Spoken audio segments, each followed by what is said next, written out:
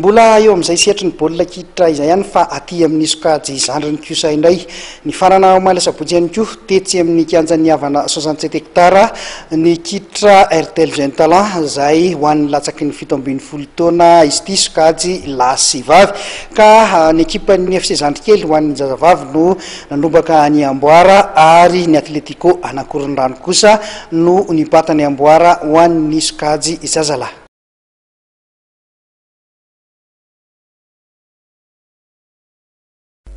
Ny ekipan'ny FC Zandrikely ny teo amin'ny sokajy zazavavy no nahazo ny larana voalohany nandrombaka ny Amboara teo amin'ny lalao baolina kitra RTL Jeune Talent no tantarahana tetsy amin'ny kianjan'ny havana omaly tontolo andro ny dingan'ny famaranana ka ny ekipan'ny Asot izay azo lazaina fa isan'ny favori no resin'izy ireo teo amin'ny lalao famaranana ireto arahantsika amin'ny sary ireto ny FC Zandrikely izay manao akanjo fotsy amin'ny sary ny Asot kosa manao akanjo mena.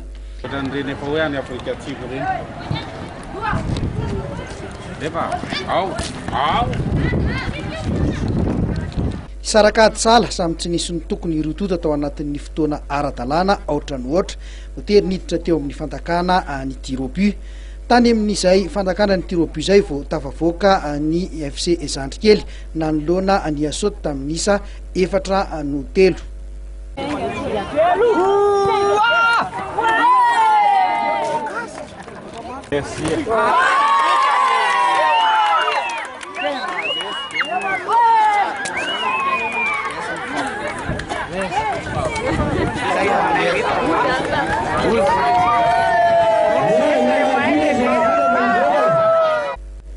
Ny Royal FC kosa no nandrombaka ny laharana fahatelo teo amin'ny sokajy zazavavy isan'ny mpilalao mendrika voafantana nandritra ity faninanana ity kosa Rasonandrasana Sara avy eo amin'ny FC Zandrikely.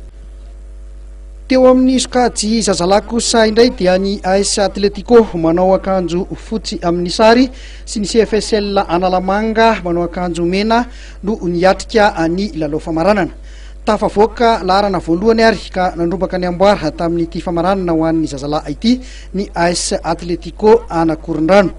Tao anin'ny fandakana tir au but ihany koa vao tafavoaka teto ny AS Atletico nisaraka samy tsy nisy ny toko ady sala ohatra ny ohatra ihany koa ny rotota tao anatin'ny fotoana ara-dalàna.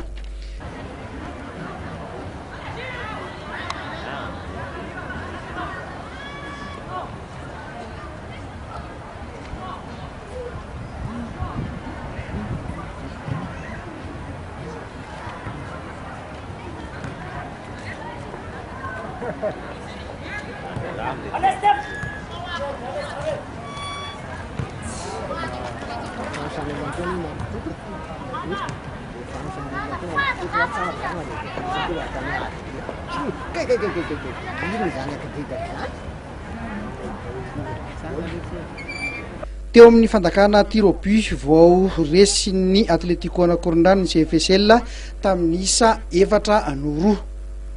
Azo ny larana fahatelo kosa ho an'ny sokajy zazalahy any JS Morarano ary mpilalao mendrika voafidy ihany koa nandritra ity faninanana ity teo amin'ny sokajy zazalahy Randriana Tenaina Mamiaina avy eo amin'ny Atletico. Afapo ny mpikarakara tratrany tanjona tamin'ity andihany ity raha ny fitantian'izy ireo azy. Hita aloha dia niakatra zany ny niveau ny ankizy dia mpilalao dia afapo ny heritala tamin'ilay faninanana. Ny fikarakarana ny rehetrarehetra ny zotra araka ny tokony izy zotra araka ny tokony izy daholo lamina tsara. Inona ary zany zao ny toyany indray? Ny toyany ity zany moa nataontsika faninana ilay izy tournoi dia nisy ny ekipa tompon-daka dia ny amin'ity taon'ity aloha hatreo zany no nataony RTL ohatra ny tournoi rehetra. Tanjona moa zany tamin'ity dia hoe afaka mba manampy andreo mpitiny hijery andreo tanora manana talenta dia mety hilalao any amin'ireo club ny ankizy na mety hilalao any amin'ny ekipa pirenena mihitsy. Inona no natolotry ny RTL ho an'ny mpandresy zany tamin'ity faninanana? Araka ny hitanao eto moa zany ny fitaovana ara-panatanjahantena dia ohatrany mahazatra hatria tournois izy misy ny Amboara, misy ny médaille isan-karazany.